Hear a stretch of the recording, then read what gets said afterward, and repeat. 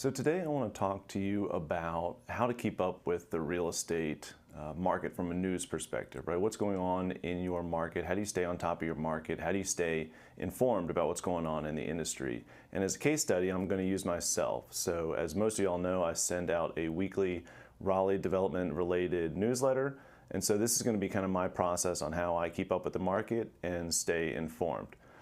I think the first thing that's really critical is to first just figure out why you're keeping up with the market, right? Are you, on one end of the spectrum, are you really concerned, or do you need to be concerned with breaking news, up to the minute coverage, what's going on today, what's happening, as we speak? Or is it really just more important for you on the other end of the spectrum to have a general knowledge of what's going on, be aware of deals, transactions? And I think if you really think about it, most people probably fall further on the just need to stay informed end of the spectrum. Because if you're not a reporter or concerned about breaking news, or a research analyst that is dealing with very cutting edge information, I really think you need to avoid that staying on top of it every minute end of the spectrum. I just think it creates a whole bunch of challenges, and that's certainly something I do. So oftentimes people will reference something that happened in the news yesterday. I might not know about it, but in a given week, I'm very, very informed about what's going on. So first, just figure out why you're trying to stay informed and let that lead your decision-making process. Similarly, I think it's critical to figure out what your necessary scope of information, what the sphere of influence or what the sphere of your market is, because when you know that, you can focus just on that sphere, right? So I don't know what's going on a national basis or international basis. I'm highly focused on the Raleigh metropolitan area, the state of North Carolina. And so with that, it's a lot easier to stay informed because I just don't worry about everything else. If you can focus on one area, and again, it could be a national market, or it could be the financial markets or capital markets information, or it could be a certain type of development, or it could be a certain part of the industry.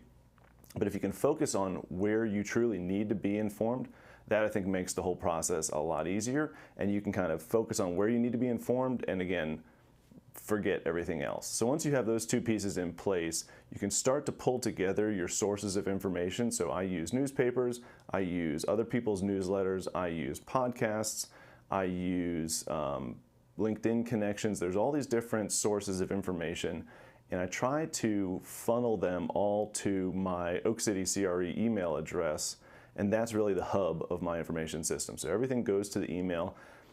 I candidly try to stay away from Twitter and a lot of social media. While that's definitely helpful if you're on the, again, cutting edge breaking news side of the spectrum, I think, especially for me where I'm not concerned with that, the downside of engaging on social media far outweighs the upside of having up to the minute information. So if you can just kind of avoid that, that works for me.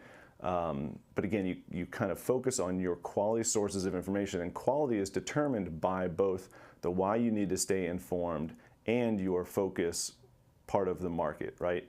So a lot of what I use are local news sources, Axios, RAL Today, newsletters.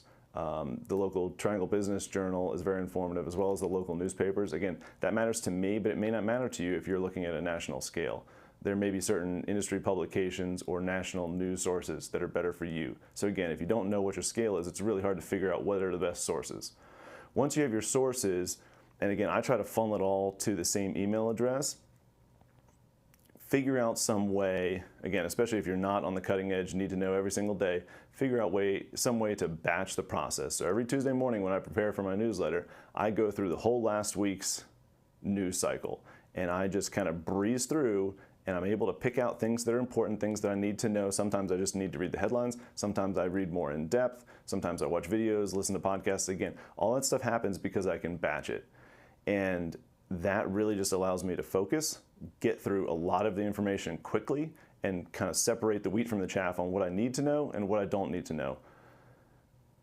Lastly, but certainly not least, I think if you're staying informed, if you understand your why and your focus, one extra step that you can take is figure out some way to do something with all this information. I put out the weekly newsletter as a way to educate other people, but also as accountability for myself to stay informed. also as a way to synthesize the information to really kind of put it to good use. And so lastly, once you've figured out your practice of being informed, put it to good use. Curate something or create something with that information, and it could be internal to your company. It could be, again, a larger scale.